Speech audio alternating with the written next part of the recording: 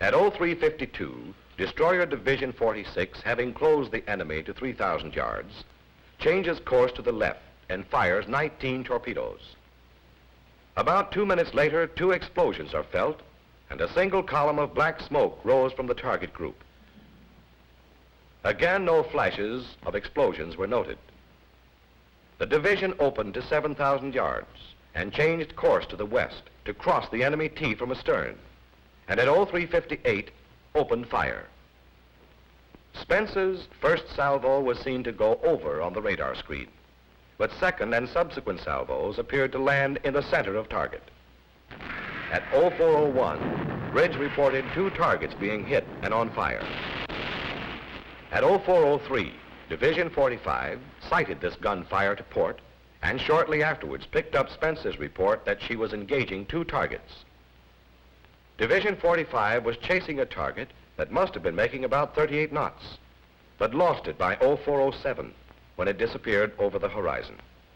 At 0410, Spence lost suction and fell out of column. Salt water in the fuel was causing her to smoke badly. At this time, one ship was tracked pulling out at good speed to the northwest. Converse and Thatcher engaged this target. It slowed to 7 knots as many hits were made and a flare-up observed. Division 45, now coming in, spotted a ship ahead which was smoking badly, and being unable to identify, reported over TBS that they were going to open up on it. Spence, also smoking from loss of suction, replied, "Don't do it, that's us." Consequently, Desdiv 45 passed up this target, which later received the attention of Converse and Thatcher. At this time, it is not clear how Thatcher and Converse escaped being fired upon by Desdiv 45.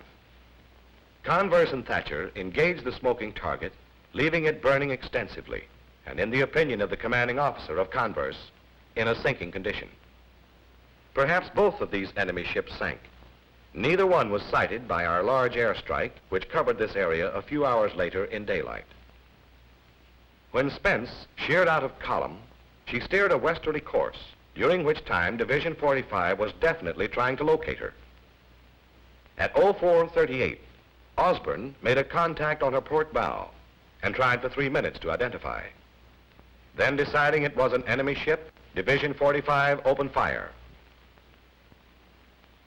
Unfortunately, Spence was straddled with 5 salvos before the target was established as friendly.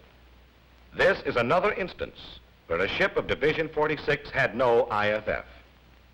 ComDesDiv 45 instructed Spence to trail his division to minimize confusion in identifying groups.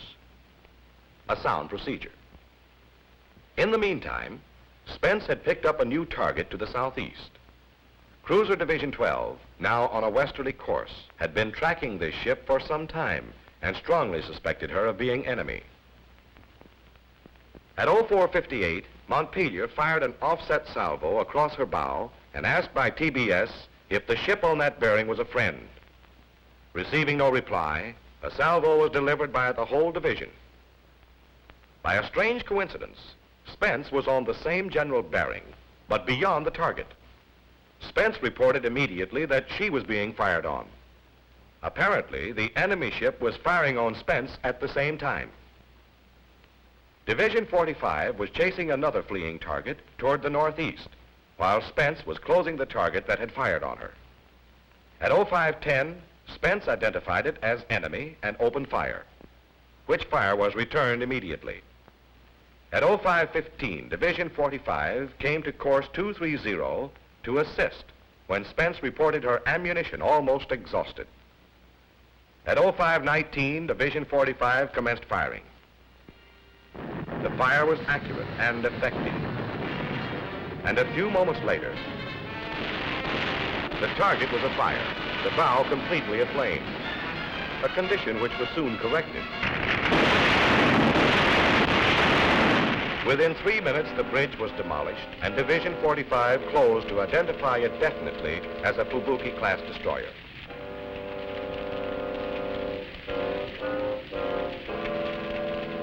At 0542, the target sank.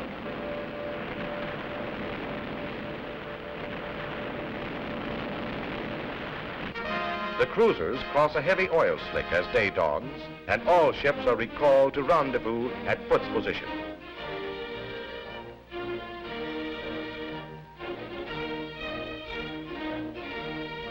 As Task Force 39 left the scene with Foote in tow, no other surface ships were visible. The radar screen was clear, except for friendly planes. So the only important question of the moment was, how do you all want your ham and eggs, sir?